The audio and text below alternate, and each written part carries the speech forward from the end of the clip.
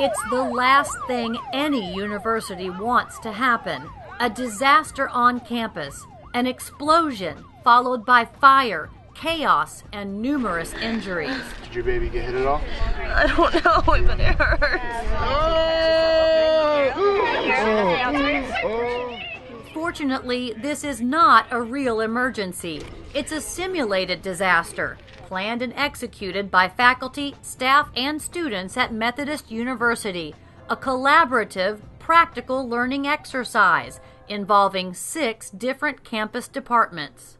The emergency that the disciplines are responding to here today is that a person has come to Methodist here for one of our football games and gets here early enough and is fatigued, so to speak, and decides that their way to pump themselves up would be to cook up some meth. Oh my God, yeah, we need to send her. And has an accident, a chemical accident, which results in a fire and an explosion in the vehicle, which then grows larger and sets off the fuel tank and starts the truck on fire. Ma'am, you have an injured child? Come to me. Responding to this mock meth lab explosion are undergraduates majoring in justice studies, applied forensic science, environmental and occupational management, and from the School of Health Sciences, athletic training, nursing, and physician assistant studies. Students who have never collaborated before, but today they are partners with a common goal: to save lives and learn. Pat, you got some bleeding, okay? I'm just covering up your bleeding for right now. Command and control arrived before dawn to set the scene. They staged the truck, complete with a realistic meth lab cooker in the truck bed that had all the necessary vials, drugs, and tubing. Then they strung trash everywhere to simulate debris from the blast, and carefully placed key bits of evidence from the cooker throughout the crime scene. Sudafed, can you put this in the glove compartment? Meanwhile, the director of the athletic training program applied moulage to 10 students and volunteers who portrayed the victims, giving some severe cuts, others broken bones or head wounds, even facial burns and a severed femoral artery. 1, 2, 3. Each team responds to the scene and executes their part as if it were a real emergency. While they work, upperclassmen observe and evaluate their performance.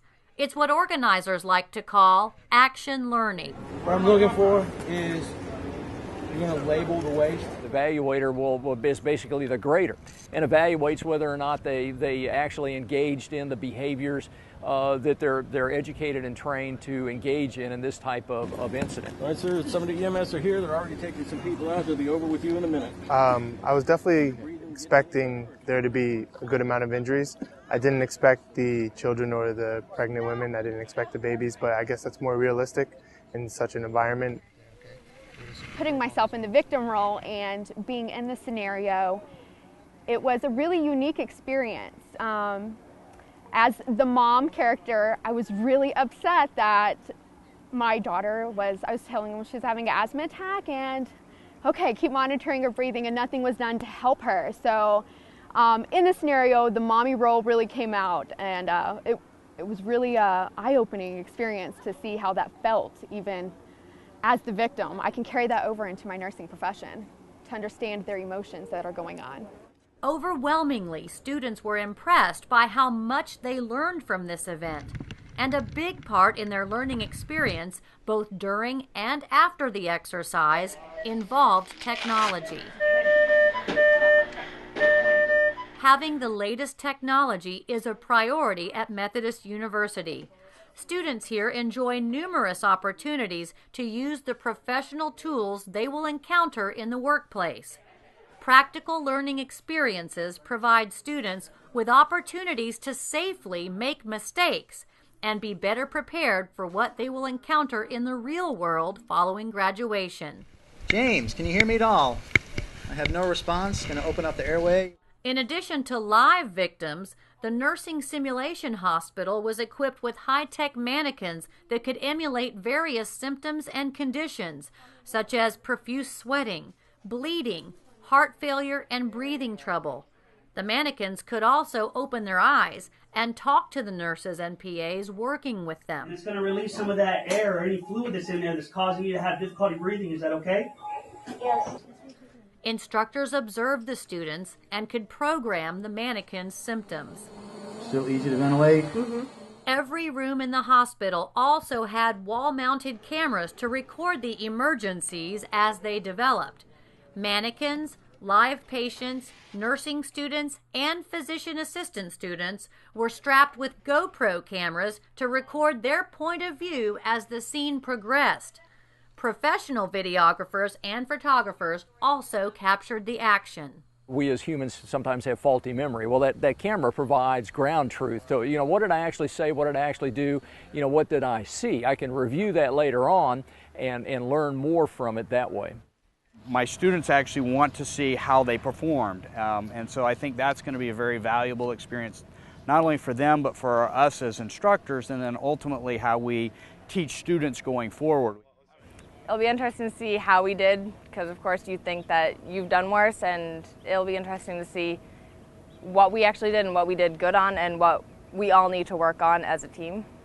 Though much of the video footage was edited into instructional DVDs, students got a cursory look at their performance immediately after the exercise by way of group-specific after-action reviews. The second point of failure very often is being overcome by events and not realizing what's going on. The students were questioning how the whole event went, what their expectations were, and if their expectations were met, and what they learned, what they would have done differently. The feedback from it has been terrific from our students, and so that's one of the things is now we will go back and look and say, how do we either create similar events, maybe not on this scale, but to incorporate them, to put them in this type of growing experience.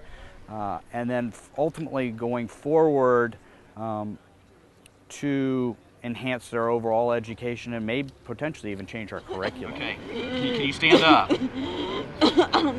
This lifelike practical exercise took place on a cool April morning in a small parking lot on the Methodist University campus. Total time start to finish, 7 hours. We got multiple casualties here. We're going to need multiple EMS units. Campus police officers were the first to respond. Their job was to secure the scene, assess the patients, move them to safety, and search for a suspect. It's good training when one of my officers said to me later, I knew it was a simulation the whole time, but my heart rate was up, my voice was a little higher and a little firmer than normal, and I was really getting into the scenario, and that's what we want. Oh, God. Next to rush in were the athletic trainers who, in this scenario, were at the football game nearby when they heard the explosion. Oh, it hurts so bad. It's so bad. Their job was to assess the scene, decide which patients needed help first, treat them, and call for EMS. She needs to go now. She has chest pains. I learned to scan the area primarily before we just dive right in to help people. It's a little bit harder than it sounds just because when people are screaming and they're yelling for your help, you kind of go to where the screaming is rather than trying to find what is really important. As the scenario unfolded, the mock victims were transported to a nearby hospital, i.e. the Nursing Simulation Hospital at Methodist University. Nursing and PA students were given basic patient stats.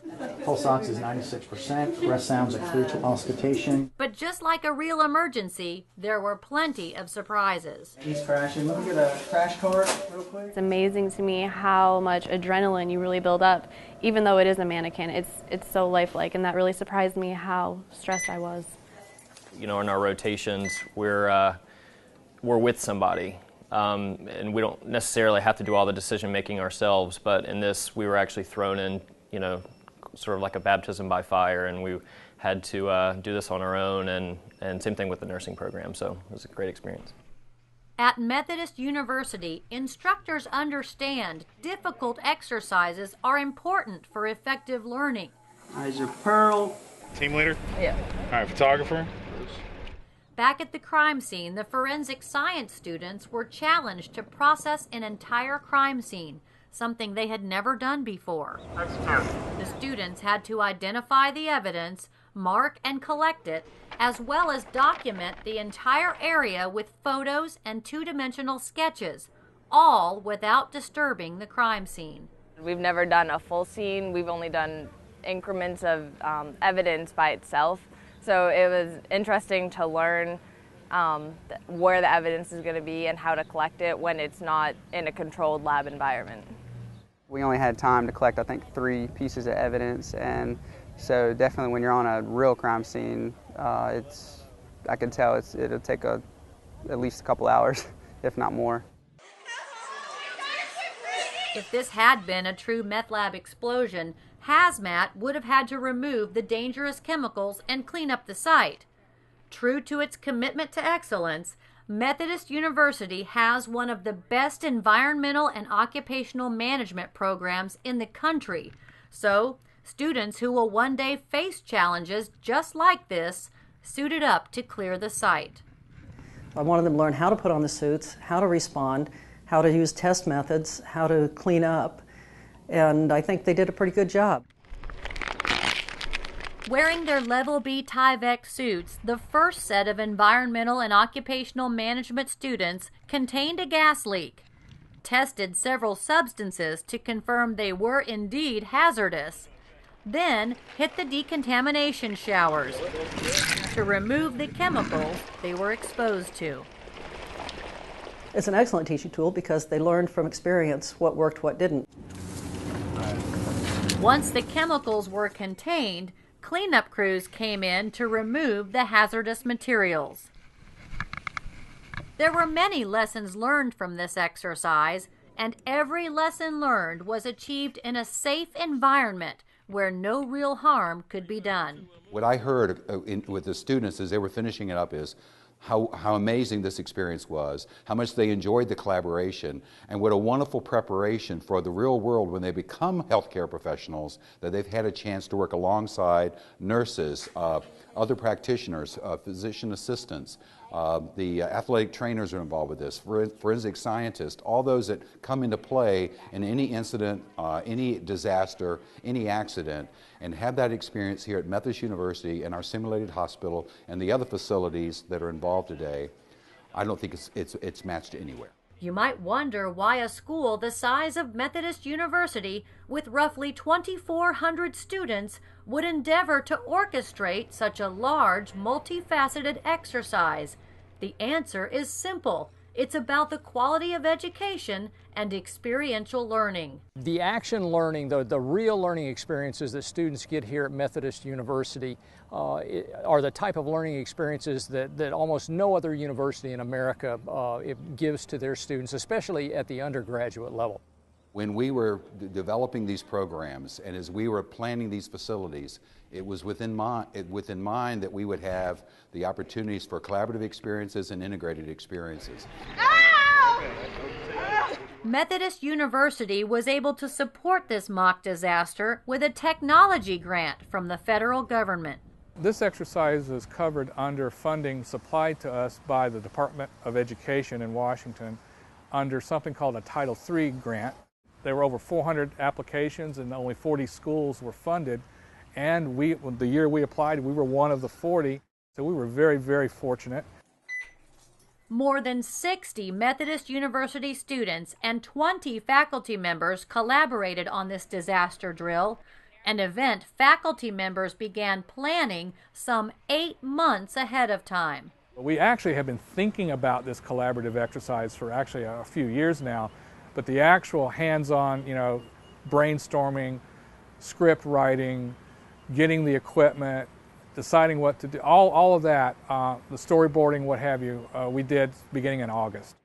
It absolutely met my expectations, and to a degree it exceeded my expectations. I had a great deal of faith in what my students would be capable of. Pulling it all together from the planning side of things was quite an event, and I'm glad everything has worked out as well as it has. Thanks to the many hours of hard work and planning, these Methodist University students are now more prepared for what they will face when they enter the workforce. And instructors will benefit as well, both here and at other higher learning centers across the country. We want to use this as an example of what is possible with the new instructional technology we have on campus, and how to develop simulated collaborative learning experiences for our students across different departments. It's a holistic educational experience, and that's what places like Methodist University ought to be providing. Creative technology and intensive collaboration on a multidisciplinary exercise. It's just another example of why Methodist University goes above and beyond to help students, educators, and industry professionals around the country engage, enrich, empower.